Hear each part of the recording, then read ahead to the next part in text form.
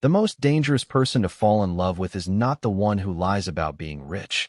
It is the one who already knows why you are hiding.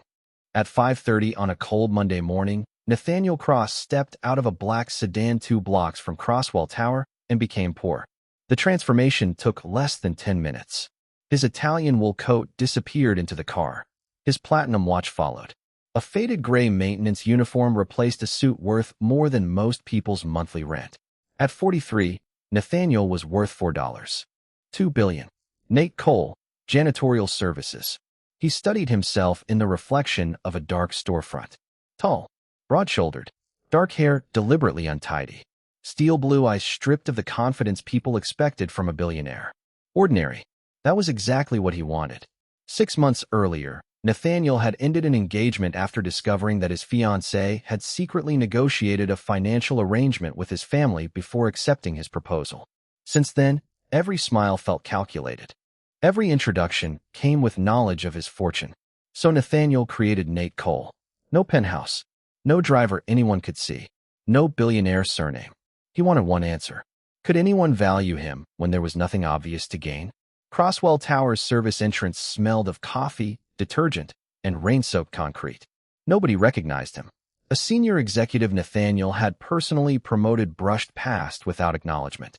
Another employee handed him an empty cup. Trash. Nathaniel accepted it silently.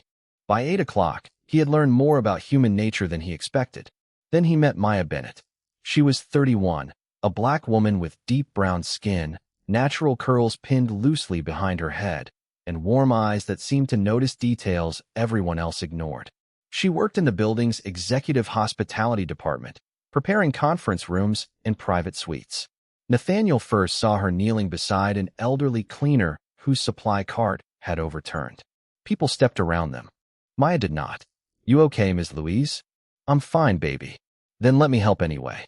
Nathaniel watched Maya gather bottles from the marble floor. Without thinking, he joined her. Maya looked up. "You're new. Is it obvious? You still look surprised when people ignore you." Nathaniel almost smiled. "Does that stop?" "No," she handed him a cloth. "You just stop expecting better." Something about that answer stayed with him. Later, Nathaniel found her alone near the service elevators. "You always help people who don't ask." "Only when they need it." "That sounds inefficient." "So does kindness." The elevator chimed. Maya stepped inside, then paused. Her gaze settled on his face. Not casually, carefully. For one uncomfortable second, Nathaniel felt exposed. "Have we met?" he asked. Maya's expression changed. No, the answer came too quickly. The doors began closing. Then Maya whispered something almost too quiet to hear. "You should have chosen a different last name." Nathaniel's smile vanished. His badge read Nate Cole, a name invented 48 hours earlier. No employee should have known that. He caught the elevator door. "What did you say?" Maya looked directly into his eyes. This time there was no warmth in hers. Only recognition. "Your father used that name 22 years ago." Nathaniel stopped breathing. His father had been dead for 9 years. And there was only one period of Richard Cross's life Nathaniel had never been allowed to investigate. The year his older brother disappeared. Before Nathaniel could speak, Maya pressed the button for the executive floor. The doors closed between them. He stood alone beneath the fluorescent service lights, the mop still in his hand. Nathaniel had disguised himself as a poor janitor to discover whether someone could love him without his billions. Instead, the first woman who made him feel visible already knew the name attached to the darkest secret his family had ever buried. A secret can survive for decades when everyone agrees to forget it. The problem begins when one person remembers too much.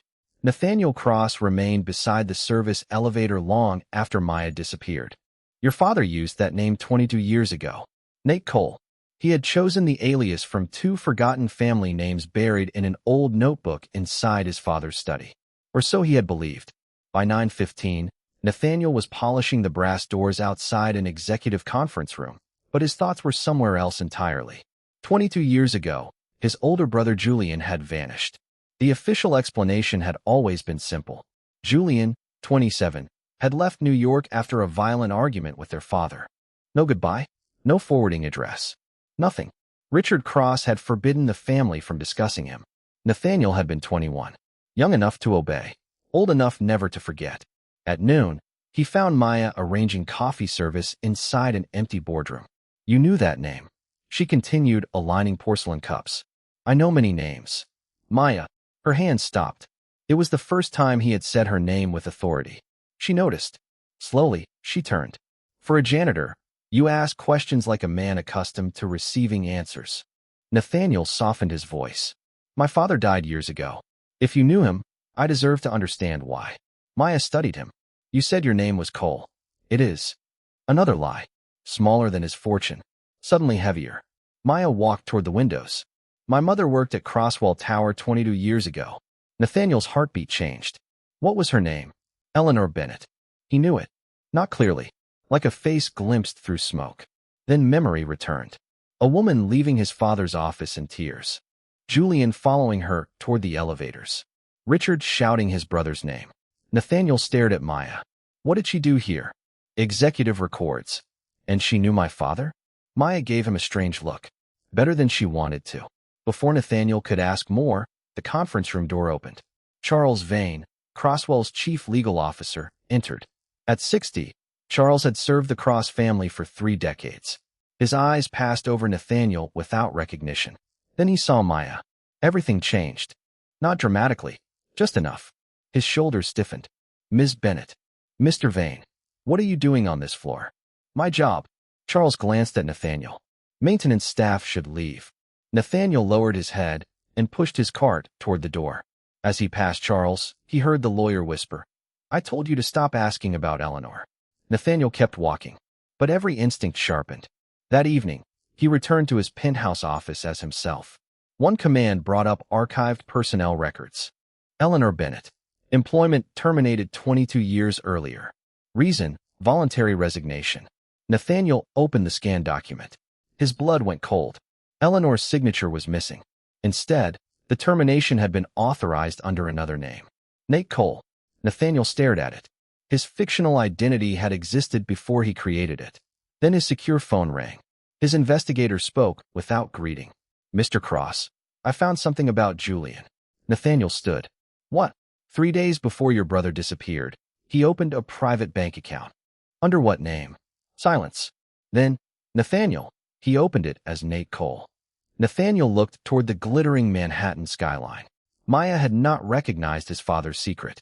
She had recognized Julian's. And suddenly Nathaniel understood that the darkest chapter of his family history had not begun with his brother disappearing. It had begun with whatever Julian Cross had been trying to hide before he vanished. Some people disappear because they are running from the truth. Others disappear because the truth has made staying too dangerous. Nathaniel spent the night studying everything he could find about Nate Cole. The name appeared nowhere in Croswell's official executive history. Yet buried inside 22-year-old financial archives were 3 transactions connected to it, all authorized within the same week Julian disappeared.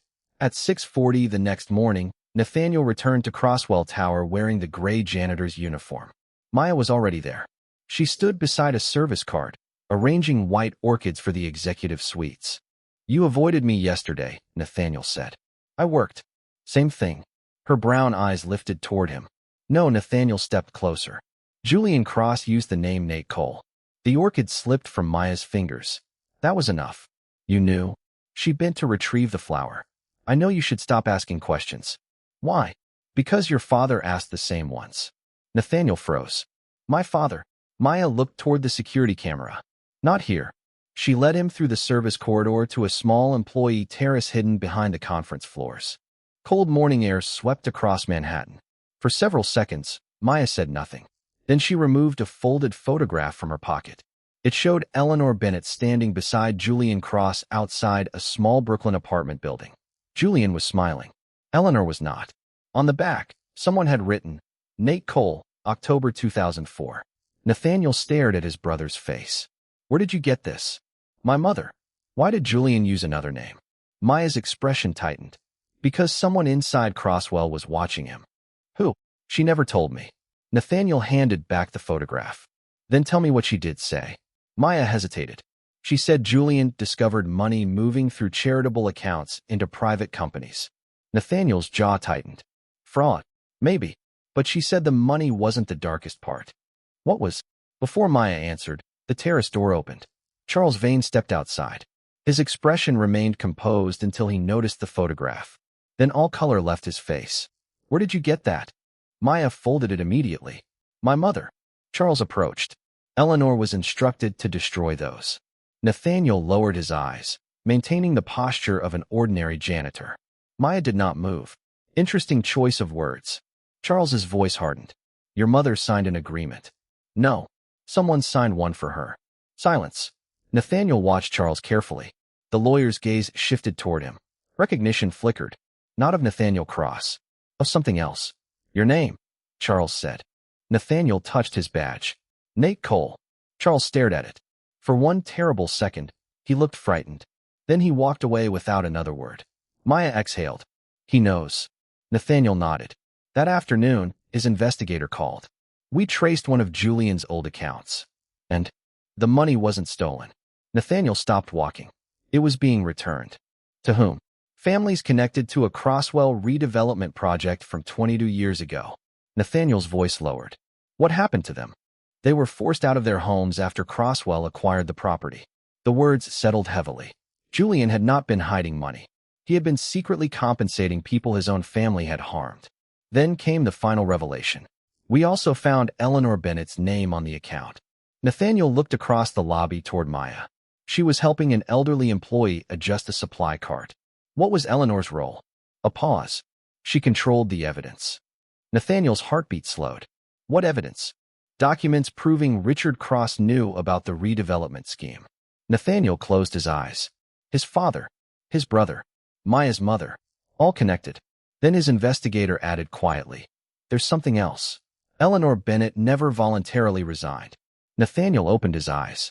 She was paid to disappear. By Charles Vane. No, the answer came slowly. The payment came directly from Julian Cross. Nathaniel stared at Maya. The woman he was beginning to trust believed his family had destroyed hers. But 22 years ago, his missing brother had secretly given her mother enough money to vanish. And Nathaniel suddenly wondered whether Julian had disappeared at all. Maybe he had helped Eleanor disappear first. The hardest part of uncovering an old lie is realizing the people you blamed may have been protecting you from something worse. Nathaniel found Maya in the employee cafeteria before sunrise. She sat alone beside the window, both hands wrapped around a paper cup. He placed the photograph of Julian and Eleanor on the table. Your mother received money from Julian. Maya's eyes hardened. You investigated her? I needed answers. You needed permission? Nathaniel absorbed the rebuke. She was right. The payment happened days before they both disappeared. Maya looked away. My mother never disappeared. Nathaniel froze. What? She changed her name. Maya's voice remained quiet. She took me to Baltimore. We lived there for 16 years. You were there? I was 9. Nathaniel stared at her. That changed everything. What was she running from? Maya slowly opened her handbag. From inside, she removed a small brass key. My mother gave me this before she died. A number was engraved into it.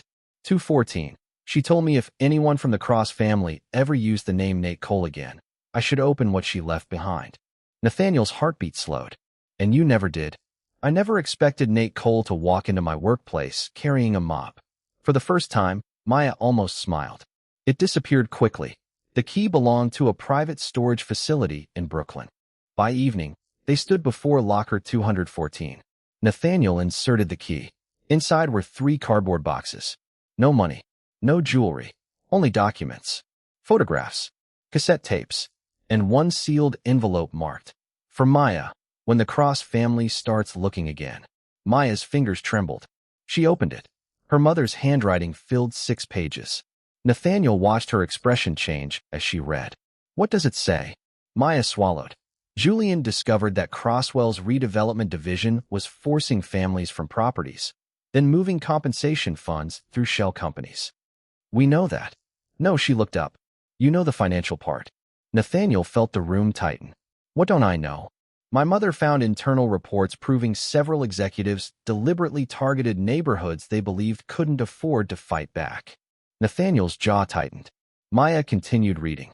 Julian wanted to expose them. Your father wanted to contain the scandal. And Charles Vane.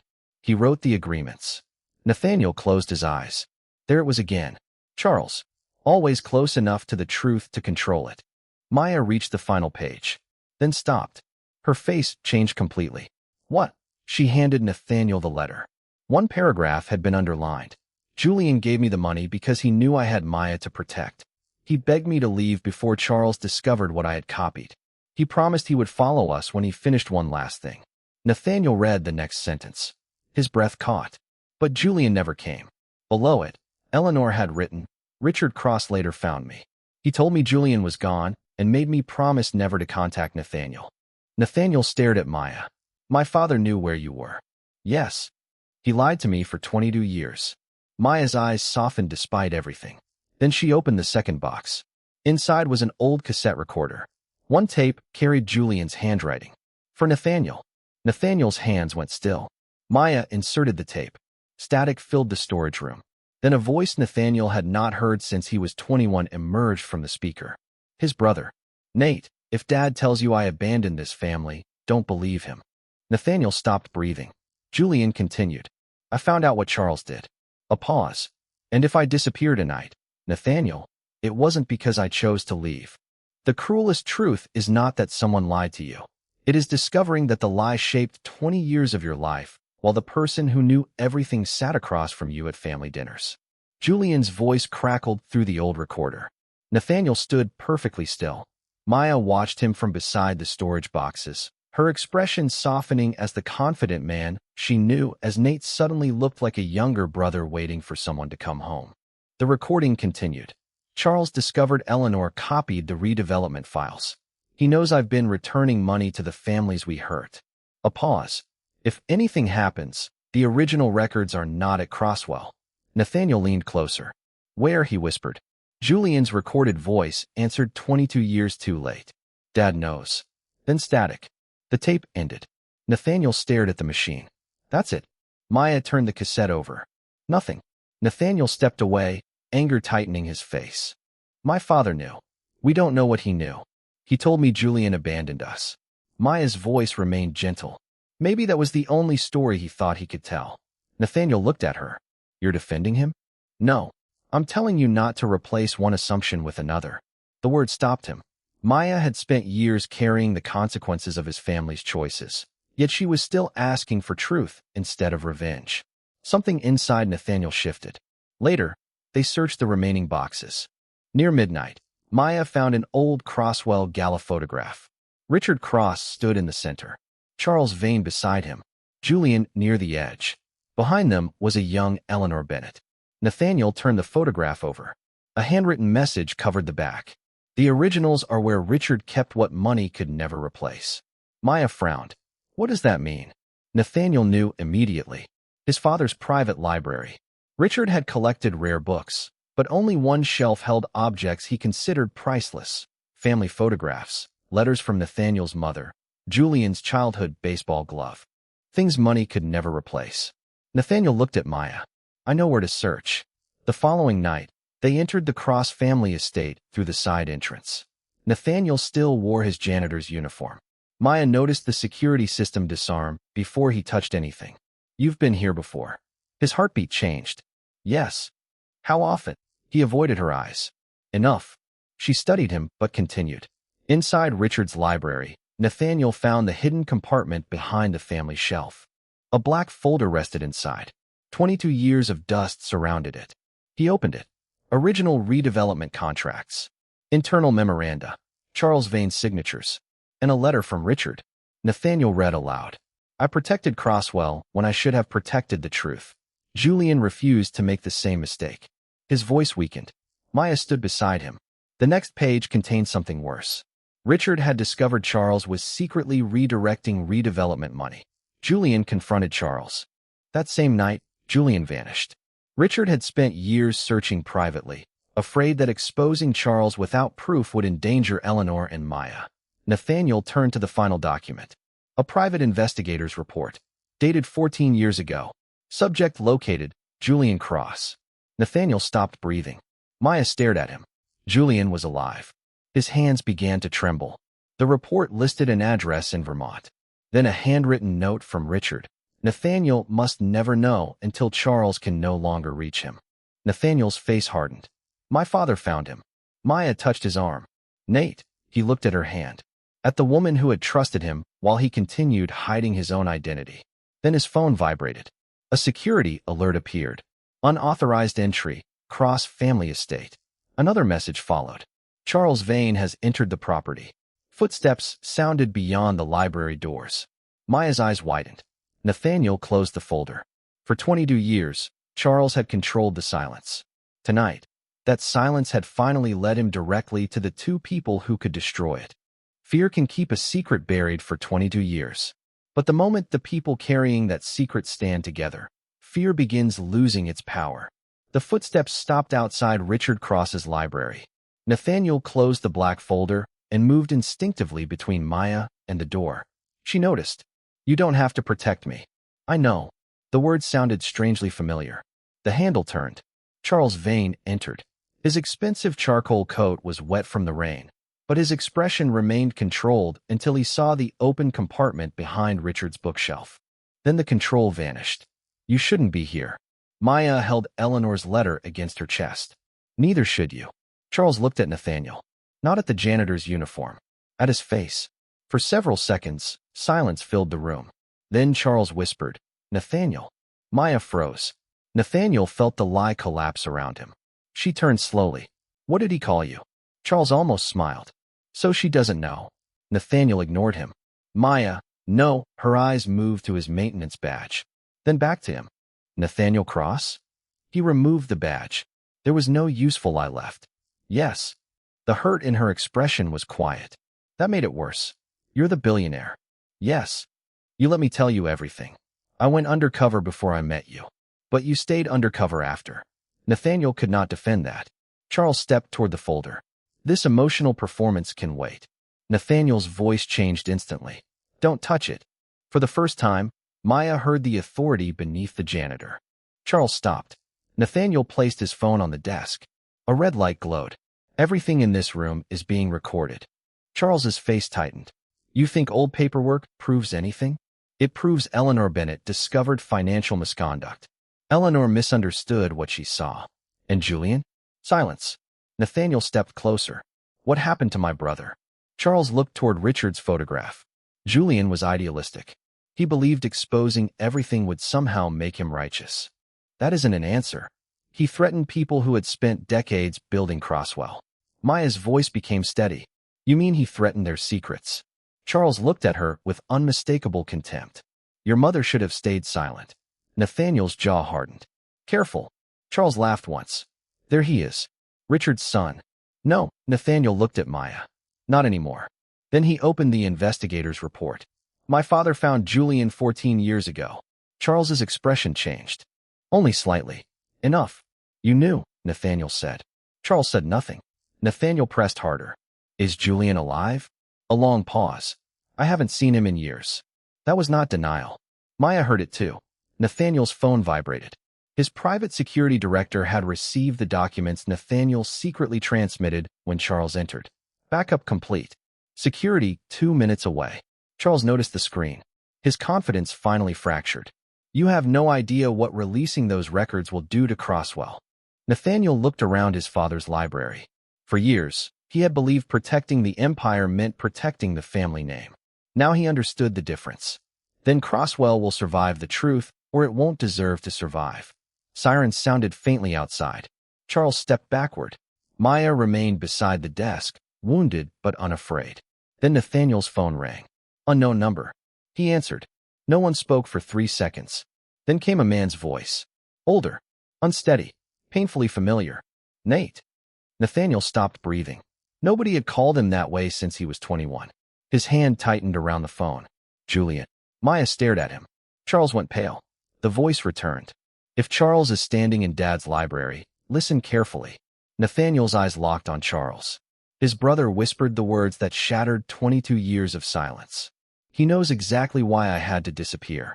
The moment a buried truth finally speaks, everyone in the room must decide whether they are still willing to protect the silence. Nathaniel held the phone tightly.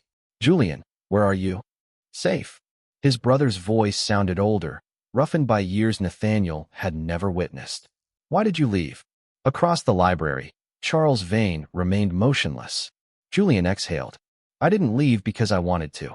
Eleanor and I discovered Charles had been using Crosswell redevelopment projects to move money through shell companies. When I confronted him, he threatened everyone connected to the evidence. Nathaniel looked at Maya. Including Eleanor? Especially Eleanor. She had Maya. Maya's expression changed. Her mother had not run from shame. She had run to protect her daughter. What about Dad? Nathaniel asked. He made the worst decision of his life. Julian paused. He protected the company before he protected us. Charles finally spoke. Enough. Nathaniel's eyes hardened. Julian heard him. Charles is there. Yes. Then ask him about the warehouse. Charles went pale. Nathaniel stepped forward. What warehouse? Julian is confused. No, Maya said quietly. You're frightened. Charles looked at her. That was his mistake. Because Maya no longer looked like a hospitality worker standing inside a billionaire's estate. She looked like Eleanor Bennett's daughter. Calm, certain, unwilling to disappear. Julian continued through the phone. The original accounting records were stored in a Crosswell warehouse in Brooklyn. Charles ordered them destroyed. I moved them first. Where? I'll tell you when we meet. Nathaniel's voice broke slightly. When? Tomorrow. 22 years collapsed into one word. Tomorrow. Security arrived moments later. Nathaniel did not order anyone to harm Charles or create a spectacle. He simply instructed his team to escort him from the property and suspend every Crosswell credential attached to his name. Charles stopped at the library door. You release those records, your stock falls, partners leave, and your family becomes a scandal. Nathaniel looked at him. Then perhaps the truth costs exactly what it should. Charles was escorted away. Silence returned. Nathaniel turned toward Maya. She was gathering Eleanor's letters. Maya, not tonight. I owe you an explanation.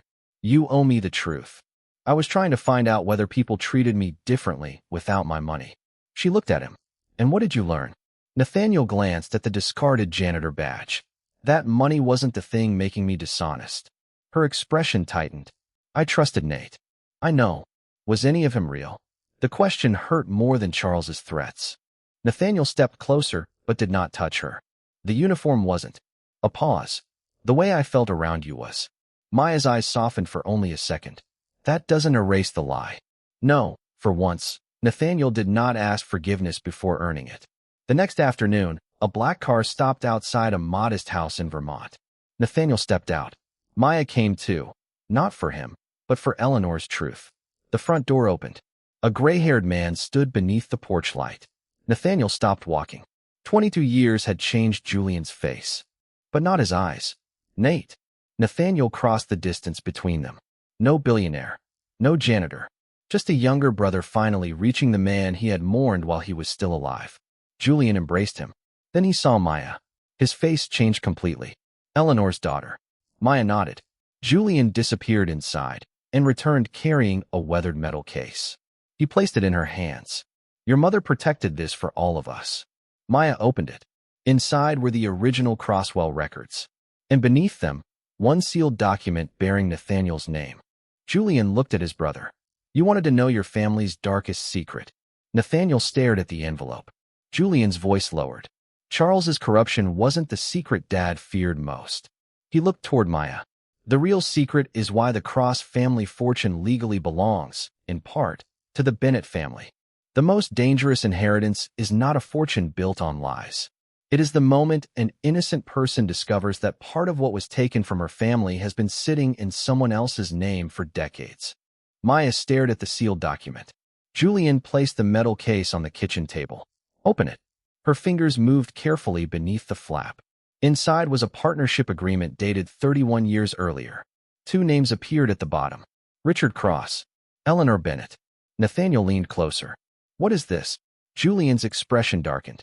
Before Crosswell became an empire, your father nearly lost everything. Eleanor developed the financial restructuring plan that saved the company. Maya looked up. My mother? She wasn't always an executive records clerk. Julian shook his head. She was Richard's business partner. Silence filled the room. Nathaniel read the agreement again. Eleanor Bennett had been granted 15% ownership in the company that eventually became Crosswell Group. That stake would be worth hundreds of millions today, Nathaniel whispered. More, Julian said. Maya slowly lowered the paper. Then why did my mother spend her life working ordinary jobs? Because the partnership vanished from the official corporate records. Nathaniel's face hardened. Charles. Not alone. Julian opened another folder. Richard allowed it. The words struck Nathaniel harder than expected. Why? Investors discovered Eleanor's connection to the redevelopment investigation. Charles convinced your father that acknowledging her ownership would expose everything and collapse the company. So Dad erased her. He told himself it was temporary. Maya gave a quiet, painful laugh. People with power love temporary injustice. Someone else usually lives with it permanently. Nathaniel had no defense. Julian continued. Years later, Richard regretted it. He created a private trust designed to restore Eleanor's stake. Maya looked at him. She never received it. No, why? Because Charles controlled the legal transfer. Nathaniel closed his eyes. Another truth buried beneath paperwork.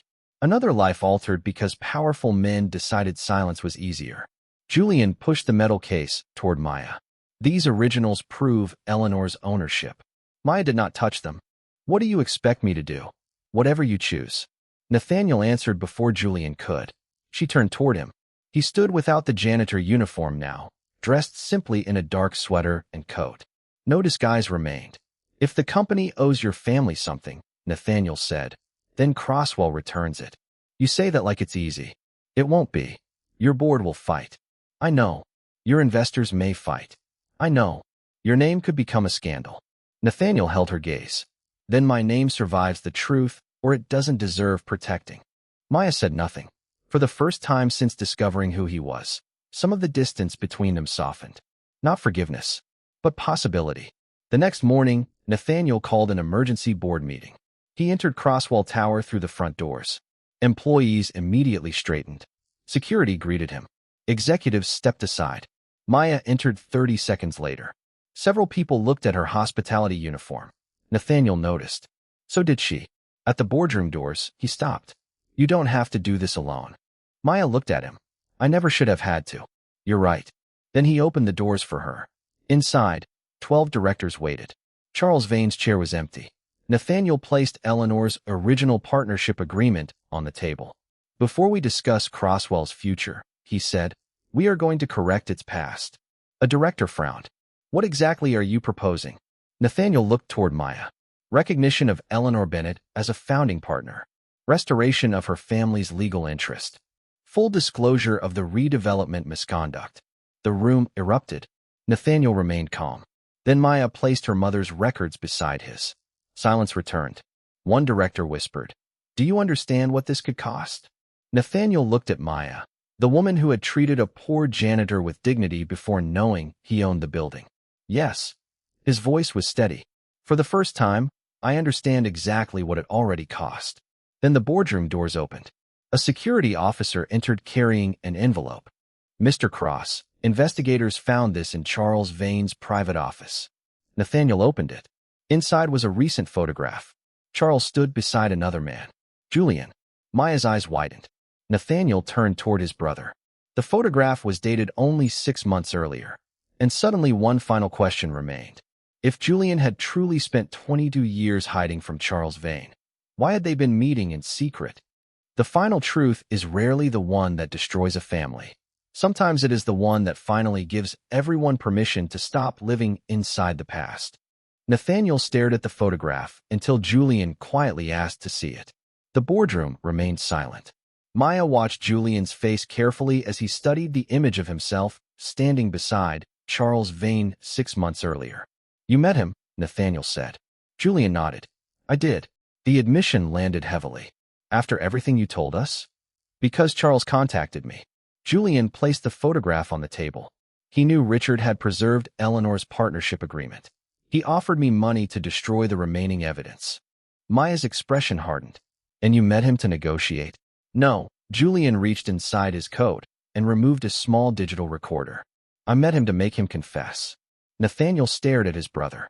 Julian pressed play. Charles's recorded voice filled the boardroom. He admitted altering corporate records, concealing Eleanor Bennett's ownership, and using the redevelopment accounts for unauthorized transfers. More importantly, he acknowledged threatening Julian and Eleanor when they attempted to expose him. When the recording ended, No director spoke. Maya slowly exhaled. 22 years of whispers had finally become evidence. Nathaniel looked toward the board. Now you know what we are correcting. The vote took 43 minutes. Eleanor Bennett was formally recognized as an early founding partner of Crosswell. Independent attorneys were appointed to calculate the value owed to her estate. Families harmed by the redevelopment program would receive restitution through a separately administered fund. Daniel Bennett's role in preserving evidence would also be publicly acknowledged. Charles Vane's conduct was referred to independent investigators and appropriate authorities. But Nathaniel did something the board had not expected. He announced the truth himself. No polished public relations language. No attempt to protect the cross name. Standing before employees and reporters in Crosswell Tower's marble lobby, he said, "My family benefited from decisions that denied others recognition, dignity, and opportunity. We cannot rewrite yesterday. We can refuse to continue its dishonesty today." Maya watched from the back of the room. Months later, Crosswell Tower looked almost unchanged. The chandeliers still glowed. Executives still hurried across marble floors.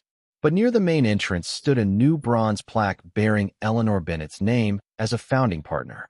Maya refused a ceremonial executive title. Instead, she established an independent employee and community advocacy office, funded by part of her family's restored interest.